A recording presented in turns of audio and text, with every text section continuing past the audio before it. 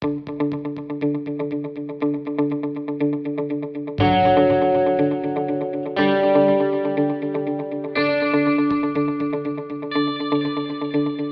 back to the Elite Performance Podcast. Today our guest is Kendrique Coates of Coates Performance in Pontiac, Illinois. Today, Kendrique and I talk about a number of different things. First and foremost, we talk about training youth athletes and what he does and how he works with his young athletes today. Some of the biggest mistakes that he thinks parents and coaches are making with training today's youth and youngsters. So we have a great discussion on that. We also talk about a special class that Kendrique coaches and has is his class for kids with special needs. So he talks about how that has impacted his coaching and just some of the highlights he has had the last 2 years of running that class for kids with special needs. And he encourages all coaches to maybe seek opportunities in their community to implement some sort of class like this, because he said it's impacted him profoundly, and some of the connections he's made and the impact that he's had on kids and the kids' impact that they've had on him have been great. So it's just an overall great discussion today we have with Coach Coates. Also want to make you guys aware of our third annual Elite Performance Clinic happening here at Building Better Athletes at our facility on Saturday, April 1st. We have a great lineup of some of the Midwest's best coaches, including Matt Gifford of Next Level Performance. He'll be talking about speed. We have Jacob Ricketts of Northern Illinois University. He'll be talking about training the neck to reduce concussions. We have Corey Van Wyk talking about revamping your warm-up and catering your warm-up to the training session for that day. So we have a number of other guests. So if you guys go on our website, you'll see a tab for the Elite Performance Clinic. You can find the lineup there and hopefully sign up, and we'll see you guys on Saturday, April 1st for our third annual Elite Performance Clinic. So without further ado, let's go ahead and get to Kendrique. Welcome back to the Elite Performance Podcast. Today, our guest is Kendrique Coates. Kendrique, how are you doing today? Doing all right, Mike. How are you doing today? Hanging in there. Let's start and give us a little background about yourself and where and what you're doing today. Yeah, absolutely. So I'm located here in Pontiac, Illinois, which is in central Illinois. That's where Coates Performance is located. And kind of a background of how I got here. I started out with an exercise science major in college, and as I was going through that, I was kind of up in the air on whether or not I wanted to follow that path. So I ended up casually switching majors. I think I switched maybe 3 or 4 times from, sociology to psychology to, teaching special education. And then I somewhat kind of figured it out. And, as I was doing that, I was working for a large insurance company and kind of personal training on the side, which, I got some really, really great experience in the corporate world, and as well as learning the ins and outs of training and how businesses work. After that, I graduated from Ashford University with a degree in health and wellness, and I really still didn't know what I wanted to do with my life. And so I had this pretty bizarre idea of teaching English as a foreign language in China. And I got a job offer, and I thought about it for about 3 or 4 weeks. And I was like, is this really what I want to do, teach English in China? And it was kind of a interesting point, because I was testing out, I was a vegan at the time, and I was like, well, what am I going to eat over there? And so long story short, I changed my mind and ended up traveling around the world for about 4 or 5 months. And I think through that time, it gave me time to really answer questions that I needed to answer for myself. And, once I came back, I was figuring out different ways of starting businesses. And, I was always kind of fascinated with, the Steve Jobs and the Mark Zuckerbergs. And so I was like, well, how can I create a business that'll get me on the map like that? And, I was like, that's not going to work for me. And so I came back to the exercise science field, kind of the fitness field. And about 2 years now, that's when Coates Performance started. Awesome. Now we've talked in the past. And one of the interesting classes that you do is you have a class that works with kids with disabilities. So talk to us about how this class got started Mhm. and what has it meant to you as a coach? Yeah, absolutely. So we have an adaptive fitness class, which on average we do it once a week, and we usually have about 10 to 15 students in there, which can range from going through different calisthenics, stretching, mobility, to playing games. It's probably been one of the best accomplishments thus far, just because it's outside of the norm. Everyone is strength in the strength and conditioning field. Everybody's doing fitness. Everybody's doing nutrition, but you don't see too often where people are diving into adaptive fitness for individuals with special needs. And so, how I got started, I was substitute teaching, and I had the pleasure of working alongside of a couple great teachers, and we got to brainstorming, and they're like, well, what if we kind of brainstorm and come up with ideas to create an adaptive fitness class?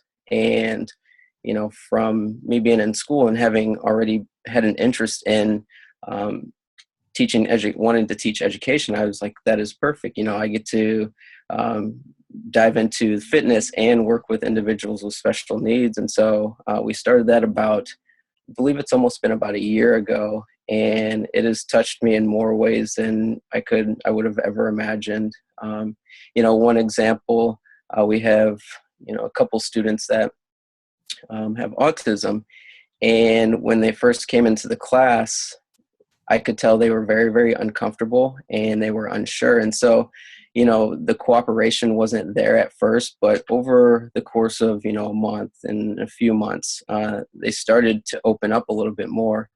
And now they come in with just this energy on their face that is, you can't even describe it. They thoroughly enjoy it. We have another individual who, kind of went through the same thing as far as being a little shy as to what we were doing. And it was funny. One of the classes, they asked me, they're like, "Hey, what do you have planned for the weekend?" And in my mind, I was like, "Wait a minute, is this a trick question?" And I was like, "Well, I'm probably going to play golf because I'm golf addict, and so I love playing golf." And weeks later, the teacher told me, "Yes, our student is trying out or going out for the golf team." And that story in and of itself is pretty much the staple of this program, of how impactful and beneficial exercise can be for individuals with special needs. And as I mentioned, it's just a population that is often overlooked, and somewhat um, the population is somewhat degraded at times. And this is a great way to empower and give them a voice, because if you look at psychology, as human beings, we want two things: we want to be loved and we want to be accepted. And so that's what this adaptive fitness does. It welcomes and it accepts, and also cares for the individuals that are in the class. One of the other things that we do is, we play different types of games. So it may be tag, maybe kickball, maybe volleyball.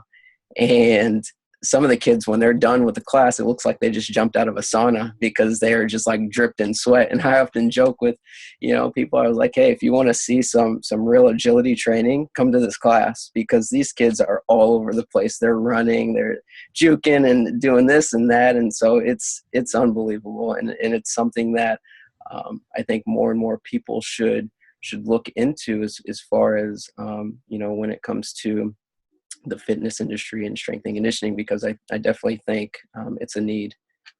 That was a great story about the golf. As a coach, like you said, you never know what statement or what answer you give that somehow touches a kid's life. So you just gave a typical, "Hey, what are you doing this weekend?" And like you said, obviously that impacted that kid in Mm-hmm. such a way, or just the fact that you love golf impacted the kid that, "Hey, I want to get into the golf." And that's an incredible story. Yeah, it was. I was shocked. I was like, "Wait a minute, you're kidding me?" They're like, "Yeah, that individual wants to play golf. You touch that individual." I was like, "Wow, that's." I mean, just something as simple as that. I think oftentimes we get so wrapped up in our lives, we forget how how much we can change or impact other people's lives. So it was definitely a touching story for me. Yeah, I mean, when you're working with athletes, a lot of times your goal is to improve performance and Hmm. see on-field transfer, all that kind of stuff. But like you said there, and for myself, one of the biggest honors I have is when kids come back and go, "What did you study?"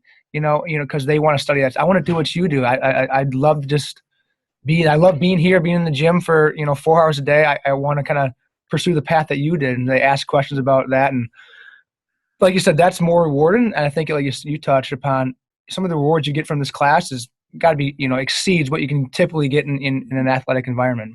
Absolutely. Absolutely. So, what considerations do you have, or do you take when training this class with special needs that might differ from a coach that isn't working with kids with special needs? I think one of the big things is, as coaches, when we're dealing with the athletic population, we can get away with a little bit more. So maybe we're having a bad day and we can come in there and we're just like pissed off. And athletes, they understand it, or the type of language and the way we say different things to them. Athletes, for the most part, if you say something really aggressive, they're just like, oh, that's just coach. That's just how he is, and that's how he operates. With the individuals with special needs, for me at least, it's one of my big goals to always have positive energy. Even though I may have a bad day or something didn't go right in the morning, I have to be on top of my game, because every single individual takes to heart like how they see me. So if I come in with very low energy, they feed off of that, and it will pretty much dictate the whole session. So that's one thing. The other thing I've got to be careful of is how I say things. So when I describe things, as coaches in the athletic side, we tend to get aggressive sometimes, and with the individuals with special needs, it's got to be very just kind of baseline, and we can't get too low. And I don't think there's ever a point where you can be too high with these kids, because I mean, they love energy. Some of the kids, I've got a couple that come in and they talk so much crap, and it's so funny because they're like, "Oh yeah, it's Kendrick. What is this guy? Who is he?" And I kind of get them riled up and going, and then that just kind of feeds the whole class full of energy, and it seeps into the games that we play too. So you talked about it a little bit, but what are some things, or what does a typical session of yours look like for this class? Hmm. Yeah, so when they come in, we'll usually start off in chairs, and we'll do a lot of things in chairs as far as marching, maybe some arm swings just to kind of get them going. We may, stand up and sit down in chairs, kind of mimicking the squatting pattern. We may do some modified jumping jacks, which I call them snow angels. So it's very, very low impact, to the point where everybody for the most part can do them. We may get into stretching, and I know a lot of science says well, you shouldn't stretch before participation or activity, but as far as the kids that I deal with, we're competing to be mobile. We want to be able to move, and so there's no really standard protocol as far as how we do things, like the order that we do them in. Yes, it'd be great if we could do the stretching afterward, but I like to start them out in the classroom, and then we move into the gym where we'll implement different games. I love what you talked about. You call jumping jacks snow Mhm. angels, because Yeah. something that we do with our youth athletes, the same thing is we'll name basic things like just fun names, like with leapfrog, or cross the lily pads, or walk the pirate plank. Yeah. Just easy things that make it a little bit more fun for them and make it more of a game type environment. We call our little ones, I call them ninjas. So they're doing stuff, and I just call them little ninjas going around, and Yeah. that makes it fun. Even though they're doing, like you said, you're doing some really quality stuff. You're working on movement patterns, range of motion, giving them probably a better functional life. Hmm. but you're doing it in a fun manner, and that's obviously key for youth athletes, and especially special need athletes. Yeah, absolutely. And then, we even have the music playing in the background, and it's always fun when Justin Bieber comes on because They got the Bieber fever, huh? some of the students are like, some of these kids have such, rich personalities, and it's a great way. It's a great way to start the morning, with joking and just having fun, and giving them a different perspective on, what moving is all about. So it's definitely encouraging and fun. Good. Let's transition a little bit to kind of youth athletes now. So you do a lot of work with youth athletes and youth athletics from middle school to high school. So what do you think is lacking in today's youth athletes, and kind of say training for athletes, or Yeah. just sport in general for young athletes? Man, there's so many things when you talk about youth athletics, and I think one of the major things, we can sit here and talk about strengthening youth athletes and this and that, but on the standpoint of growing into a better person, I think that accountability is lacking big time. And so, how many times have you been to youth baseball games or a gym and everything is laid out for the athlete like they're at a 5-star hotel in Hawaii? There's no, hey, pick your cups up. Hey, you guys can carry your own balls. Hey, carry your own baseball bag. Everything is just handed to them. I shouldn't say everybody, but from what I see, it's almost kind of spoon fed. And so, a lot of times people say, well, this generation is they're entitled to, they feel this self-entitlement, and we have to look at where it starts. And something as simple as, hey, don't spit your gum on the sidewalk. Okay, they're holding themselves accountable to, hey, coach said not to spit my gum on the sidewalk, I'm going to walk over and throw it in the garbage can. Okay, people may think, well, that's not really a big deal. In the grand scheme of things, it's a huge deal, because, okay, down the road when, this young 8, 9, 10-year-old athlete is in the workforce and his boss says, hey, once you shred the papers, I need you to do this with it. And he doesn't follow those orders or the directions. What message does that send to the boss? And so a lot of times when I deal with youth athletes, it's in the way of, how can I coach this young athlete to become a better student of, the game, a better citizen and a better person for, 10 years down the road, they can look back and say, you know what, Coach Coates taught me this, or Coach Coates really made me aware of how I should be or how I should act in the public setting.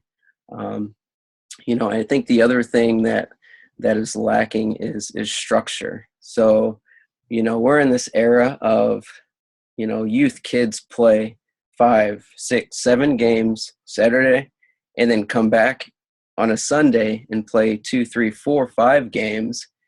And in my head, I'm thinking, okay, where is the skill training or the learning of the game? Where is it coming from? You can't tell me that kids are learning when they're out in, sometimes 90, 95 degree weather, playing back-to-back games, and, they still can't walk and chew gum at the same time.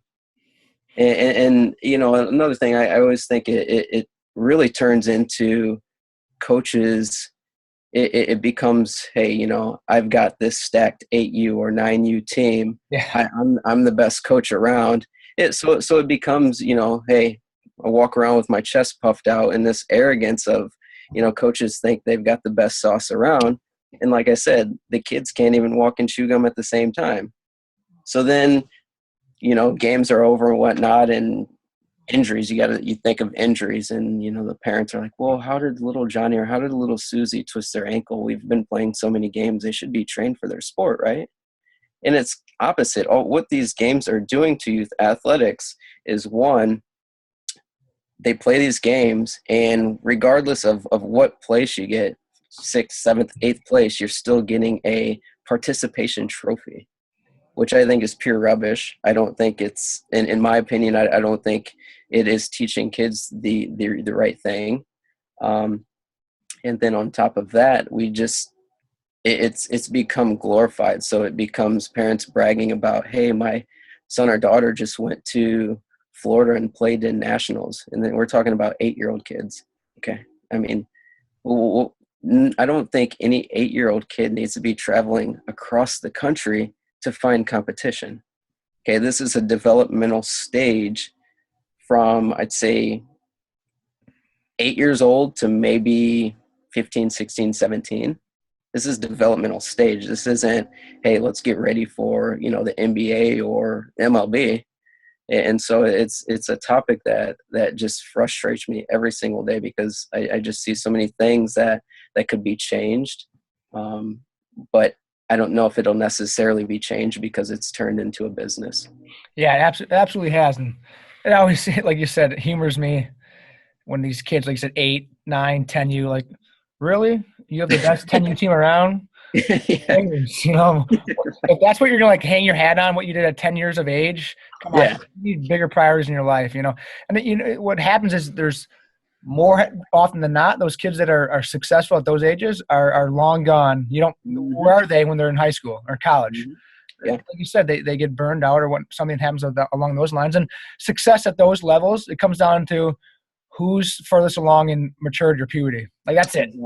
Exactly. Like an 11-year-old boy who's hit puberty first is going to be more successful, and then he doesn't have to work hard because all he does is rely on maturity, and no skills, like you said, are developed. No. And the overstructure, like you said, kids have too much like structure in their life where they have this practice at 5 and this game at 6:30 and then this lesson at 9. It's like, where's the chance for them to be a kid and to play and and to be bored? So they invent games or they go outside, ride their bike. Right. Structure from every second they wake up till they go to bed. It's where's the childhood in that? And like you said, who wants to play? I mean, I love growing up, played 4 sports, but who wants to play 8 games in a weekend? Yeah. I mean, it's sad what we do to these young kids sometimes.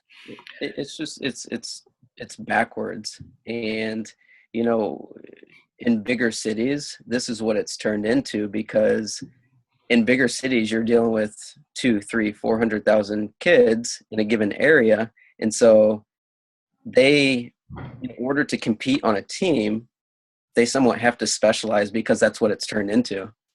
And so they don't have the ability to be multiple sport athletes, and they don't have the ability to just have fun and be a kid and hey, I'm 8 years old. Maybe when I'm 10 or 11, maybe I can take it a little bit more serious. And then when I'm like 14, 15, 16, then I can really, really take it serious. Yeah. They don't have that opportunity at all. And it's unfortunate because there's so many kids that fade out by age 13, 14. And some of it is due to overbearing parents that are like, hey, little Johnny, you have to do this, and we've got to do this, and we've got to do that. And the kid just wants to go fishing. It's like I said, it's turned into a business, and it's turned into, the business of it has pretty much taken advantage of parents and athletes. Yep, and every piece of literature for team sports shows that early specialization does not work. No. Minus kind of the Chinese Olympic where the gymnastics, like weightlifting and diving, like that's like about it. That actually specialization has worked like those 3 sports, like in China. But for team sports, like it's clear as day. Like it does not work, and it hurts more athletes than it helps. You got to, and then everyone goes back to like the couple athletes that stand out that specialize, like Tiger Woods and the Williams sisters. Like they use those as their models. Yeah. You got thousands of other athletes we never heard of try to use the same process, and they never made it because Right. they burnt out. They got overbearing coaches and parents, and Yeah. I don't, like you said, I don't see it changing because it's a multi-million, probably $billion business. The AU, the travel teams, that kind of stuff, and it's I don't see it fading out anytime soon, unfortunately. Yeah. Do you ever hear the well, we need to work on a scholarship. Yeah, like really? That's what you're gonna do at a 10-year-old? Yeah, I think you get more bang for your buck if you go for an academic scholarship than an Yeah. athletic scholarship. And there's some great like if people want to watch like Trophy Kids. I don't know if you've seen that, or like Friday Night Tykes. I mean, those things are just sickening to watch. Almost like this is. It's sad. I feel bad for the kids. Absolutely. Now, but we talked this before, but about not just building the physical athlete, but also the touching upon the mental, emotional, and social aspects of an athlete. So, what are some things that we as coaches can do better to address these areas? I think that the one thing that we need to do a better job at is kind of changing the way we think about it. And so what I mean by that is we need to think about coaching and training people instead of athletes. So if you get down to the nitty gritty of it and really understand where that person is coming from, how that person is thinking, we can then tap into their athletic side and probably get a little bit more buy-in or increase their athletic potential if we know how they tick. I think oftentimes we think of the athlete first and how an athlete can do that or how an athlete can do this, and we miss the whole point of this athlete is a person. This athlete is a human being, so we can't coach them like they're robots. One of the things that I often do during some of my sessions with my older athletes is, I'll talk to them while they're doing things so they can't necessarily think about what they're doing. And so we talk about, how do you strengthen the mental aspect of games? And some people are, well, we got to run them, we got to yell at them more, we've got to do this. And I think that's the farthest thing from mental training. I don't think it works. I think it's very degrading, and I think kids end up having some type of animosity towards their coaches because they're being yelled at all the time. And so, as I mentioned, I'll continually talk to a kid during the session, whether it be, hey, do you remember this situation? When you were in this situation, how can you do it better? Or, sometimes I had the pleasure of working with an athlete last year, and, the parents had talked to me and the athlete had talked to me about how much of a mental liability he was for the team. And so we started working and I get to the point where I would break him down mentally to the point where he was very, very angry at me. But the reason I did that is because we both had a mutual trust and respect for each other. So I was able to do that with him. So I would break him down a little bit, and then we'd talk through it, and then we'd go back at it again. Break him down just a little bit, and then go back at it again. And it wasn't anything in a degrading way. It wasn't anything to where I was yelling at him or making him feel like lesser of a person.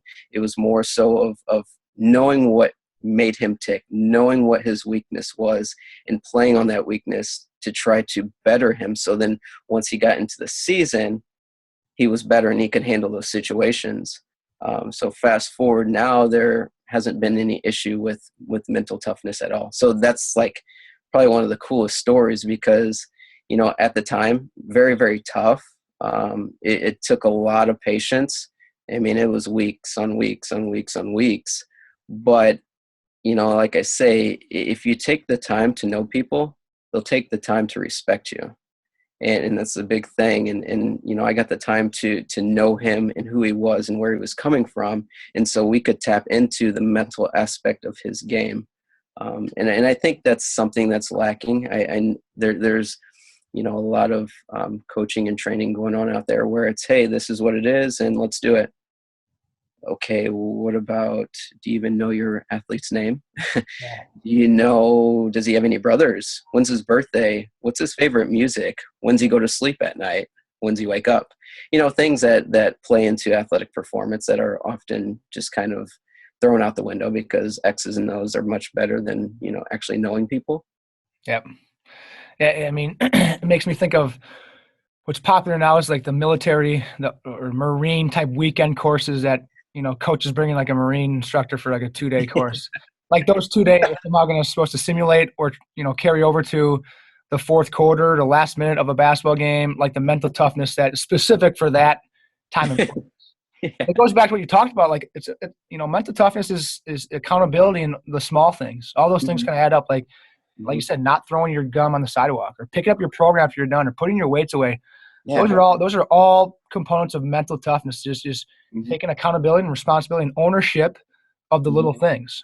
Mhm. And then that builds confidence. And like you said, that will carry over eventually to the game where under pressure, under duress, you can go back on kind of the things that you've built up Right. daily over a long period of time, not like a 2-day course. Right. That's what mental toughness is, doing those small things correctly and well done over and over and over again, even though it's hard to do them. Yeah, exactly. You hit it right on the head. And even, going off of that, becoming a better interviewer is a great way to kind of train that mental toughness. Pretty much people will tell you what you need to know. And as coaches, we need to be able to kind of fish through some of the garbage that they speak, and we've got to kind of dig through that to see what the root issue is. And if we're not good interviewers, we'll never get down to what it is that athlete or what that general pop individual needs. And so it goes back to, playing or understanding the mental side of how people work and what motivates people. Yes, absolutely. It's good stuff. So getting back to today's youth athlete, what are some of the biggest mistakes that you see in training for today's youth athletes? Yeah, absolutely.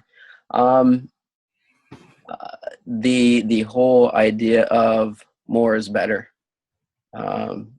It just we like I said, we're in this era where many people think more is better, and it's not. When you're dealing with 7, 8, 9-year old, more is not better. Less is better. So the things that I see is, the conditioning, over conditioning of younger athletes to the point where they're scared to come back. And parents are like, well, I just can't get my son or daughter to go. Well, we understand why, because they're being put through something that is way much more advanced than what they need. Other things as far as the proper foundation for the youth athletes isn't always there. So it's, trying to get to point A to point B as fast as possible. So, there's, many athletes that come up to me and they're like, Coach, I bench press this. And I'm like, okay, tell me how that is benefiting your overall movement quality. They're like, well, I got bigger muscles. Okay, that's great, but can you move better? That's one of the things. And then this whole idea of technology, there's this overabundance of technology that is used with athletes and youth athletes, but technology isn't telling you, well, mom and dad are going through things at home, so this athlete is taking it tough. It's not telling you that. So again, it goes back to becoming a better interviewer, and that's some of the things that I see, and like I said, I don't think it's changing at all. I'd like to hear your thoughts on this. Both of us coming from the private sector, one thing that I guess is hard from our aspect is that obviously kids are paying for our service, and parents are paying for our service, and one thing that parents perceive as quality training is the harder the better. If their kid leaves drenched in sweat, that was great. Yeah. Fighting that battle. So one thing I guess I kind of struggle with is sometimes we know that for young kids especially, less stress or just less is more, and we don't want to put too much at them. But from a business standpoint, sometimes that from parents' perspective is that, hey, I didn't get my money's worth because my kid isn't beat dead. How do you work around that, or how do you address that? Education. it's really what it boils down to is education, and you kind of put it in. Yes, we have to. We're in a business to where we're paid for our services, but our services also include educating parents and athletes. And so, there'll be times where parents are like, well, I want my kid sweating and I want my kid dripping and just, borderline puking. And I've got to break it down to them and say, okay, this is what we're trying to accomplish. If we're trying to get little Johnny or little Susie puking or sweating, can you please tell me how that is benefiting them athletically? And then on top of that, you have to look at the turnaround of how long it takes that athlete to recover from that style of training. So really it's the education is probably the number one thing when it comes down to trying to get parents to kind of get out of the mindset of, more is better. And, if the more tired they are, the better it is. Yeah, that's great. Yeah. Educating the parents, especially from our role, private sector, that's a huge responsibility because Mm-hmm. they are the ones that at the end of the day are paying us, but also they need to see value in what they're doing with the kids, and they're not there during the sessions or whatnot. And so that's a great point. It's continue education on all those fronts, because same thing with like nutrition is it's one thing to educate the athlete, but the parents are buying the groceries, putting it in the cupboards. Mm-hmm. So we got to educate them because they're the ones putting the food on the table, and that's where it all starts. So that's a great point there. Do you ever have you ever gotten into like inviting the parents into actually taking them through like, hey, this is what we're doing and this is how it's benefiting, your son or daughter? We never like into the facility. In our newsletter, we try to address none of those things through our social media, which we'll get into here in a little bit. We try to address some of those things, just basic. And then for all the athletes, they go through an initial assessment evaluation. And we try to talk to them about, what the program entails and what our goals are. And we try to address some of those upfront questions in terms of, hey, they're not going to leave dripping sweat every day. It's all about quality, not quantity. Our goal is to have them leaving feeling better, fresher than they came in. Yeah. So we try to address that up front, like you said, education-wise. But I think that'd be a great idea just to have a day where parents come in and say, hey, let's just go through the warm-up so you can see what our warm-up looks like and how detailed and how it challenges coordination and movement qualities. And that'd be a good idea, I think, Kendrick. Yeah. Have you done that? It give them just an idea, because how many parents do you have that drop their kids off and you don't see them?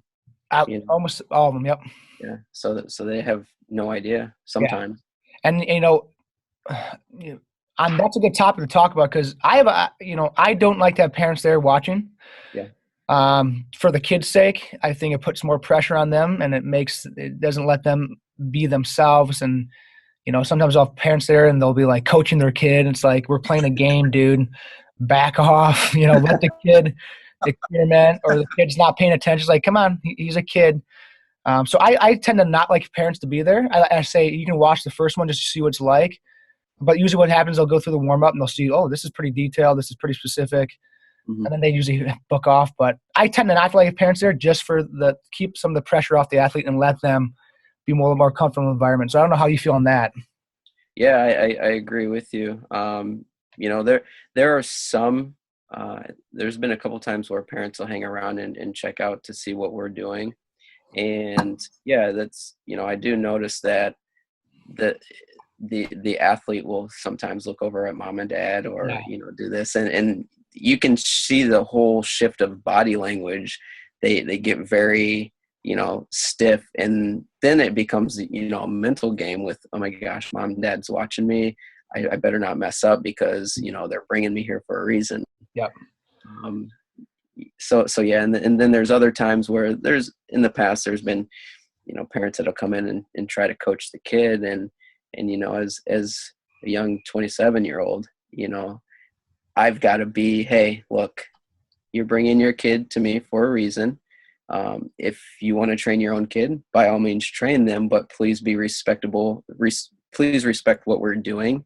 Yep. And if there's something that you want to discuss after the session when your son or daughter is not around, we can address that. But, doing it in front of a kid, actually it has, you know, kind of that lingering effect of one, well, my mom's still trying to coach me. So is this trainer competent enough? Do I need to really come here? Or so then it plays a game with the kid. And so then they think of, well, I don't need to go anymore. Yeah. Or things like that. Yeah. Yeah. Just sometimes, again, there's some great parents that just come and watch, and because they don't want to drive somewhere else for the next hour and a half. But I've seen for the most part, from the majority, is that it tends to be a negative environment for the athlete. And then for me as a coach, sometimes they're always looking over my shoulder. I feel some of those things, and that, hey, you know, if someone comes to watch our sessions, they're pretty loose, and the kids have fun, they're laughing. And like I said, one thing I feel passionate that is wrong in our environment is that it has to be 100% serious. You know, college professional sports is like, kids can't have fun, like athletes can't have fun. And again, especially the population we're working with is middle school, high school kids, is that, let's be real here, 99.9% of them aren't going to go on past college. You know, I mean, let's be realistic about the expectations here and about what we're trying to develop. And that is, hey, we're going to create an environment where they feel comfortable, safe, and they like to have fun. And they're going to enjoy exercise, enjoy movement, because the reality is hopefully they can take some of the principles that we teach them and carry that on when they're no longer athletes and they're just trying to stay healthy and stuff like that. So that's where I kind of stand on parent involvement and parent watching. So let's talk about, you do a great job with your social media outlets. Let's talk about how you try to use social media for your athletes and parents. Yeah. So with social media, oftentimes, you know, I often say, you know, when we're going through like a trial session with parents, hey, if you're coming to get training and you want something flashy, I am not the person for you.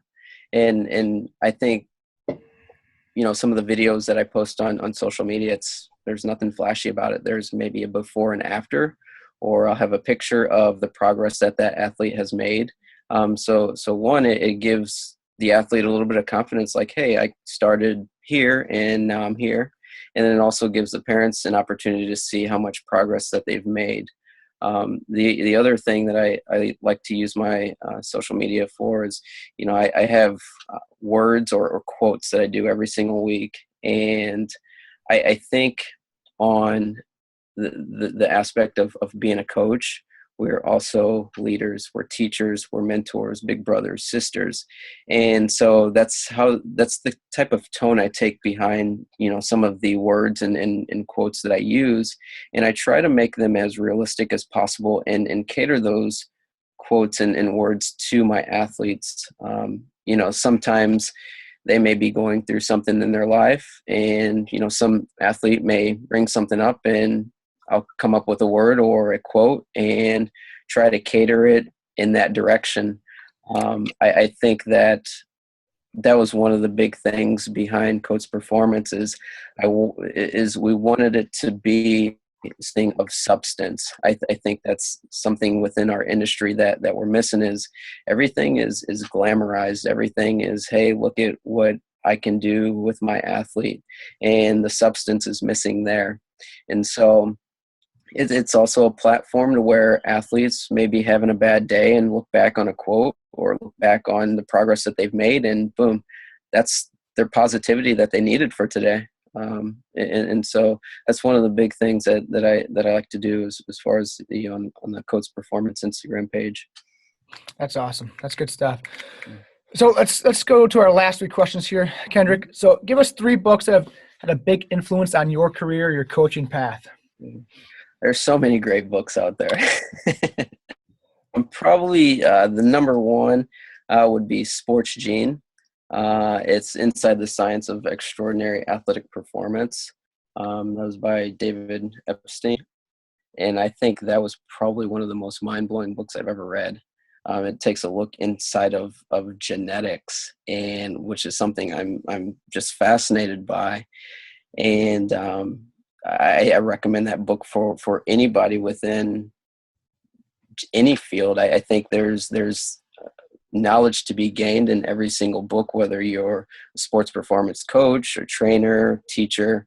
You know, if you're in the business field, I think you can gain some knowledge there. The other book is Leadership 101 by John Maxwell. And it's a very, very simple, short read, but I think as leaders, I look as leaders as being teachers, and not necessarily the other way around, because there are some great teachers out there, but they don't care to be leaders, or they're maybe not as good as being leaders. So I think leaders are teachers. I think it's a good book that kind of outlines different tactics and different ways people can use leadership to kind of somewhat get buy-in from people and the people that they work with. And the one book that was probably one of the tougher ones as far as a read is 48 Laws of Power by Robert Greene, which, I mean, if you want a book that is just students with just a plethora of knowledge, that's the book. It takes a look at different things of how people operate, how power can be used. And a lot of people think, well, if you're trying to use power to your advantage, that's kind of negative, right? But I don't think it is. I think there's a fine line that you have to find with power and how to utilize that. And I think that book is really, really good at kind of outlining that. And I know you said 3, but there's, kind of off of that book is a 50th Law by the same author. And it's more about 50 Cent, which, if for people that don't know, 50 Cent is a famous rapper, actor, but he's also a great businessman. And so that's another great book. Awesome. Let's go to, if you could bring any 3 people, dead or alive, to dinner, who would they be? Ooh. Brett Bartholomew, for sure. I think he's had a huge impact on how I go about things. Had the pleasure of talking with him last year for a short time, and the knowledge that he drops is just unbelievable. Douglas Heel, who's the founder of Be Activated, it's not necessarily the content that he provides, but the mission behind what he's trying to do, and his why and his purpose are so big. He's trying to help people, and the way he presents things, I mean, when you meet him, it's almost like meeting one of your best friends. Very open guy, very honest guy, straightforward person. And then the other one is Greg Popovich, who's a head coach for the San Antonio Spurs. And I wanted to I'd like to have dinner from somebody that knows how to build and knows how to deal with people and manage people. I think he's done an awesome job with managing coaching the San Antonio Spurs. And I think he tells it like it is. Doesn't really care who you are. It is what it is. And if you don't want to go by, what he's trying to implement, then, good luck staying on the team. And so those are the 3 guys that I would love to pick their brain and just kind of, have dinner and just chill out with them. Yeah, that's a good list right there. Yeah.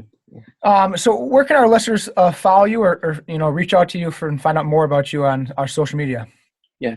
On Instagram and Facebook, you can find me at Coates Performance. That's COATS Performance. And then on Twitter, it is Kendrique, KENDRIQUE, and Coates. And then as well as LinkedIn, which is Kendrick Coates. Awesome, Kendrick. Well, it's been a great discussion today. I appreciate you taking the time and sharing the insights and your youth training and what you're doing out there in Pontiac, Illinois. It's been great stuff. Yeah, Mike, I definitely appreciate you having me on, and it's been a pleasure. And I think that as coaches, we can always get better at the things that we do, and we can always provide more quality content to an industry that is alpha male dominant and that is sometimes skewed with a lot of the things out there that you would kind of coin as garbage. So, the more quality we can put out, the better, to not only educate people, but also give players and athletes a way to better their own lives and their athletic abilities. Awesome, Kendrick. Appreciate it, man. Have a good day. Thanks, Mike. You as well. Please join me in thanking today's guest, Kendrique Coates for this wonderful episode. He did a great job just sharing insight and information on how he approaches training today's youth athletes. So it was just a great episode. As always, if you gain something from this podcast, please share it on the social media website of your choice and give Coach Coates a shout out for taking the time on this Sunday and giving us a wealth of information. As always, we'll see you guys on the other side of the Elite Performance Podcast.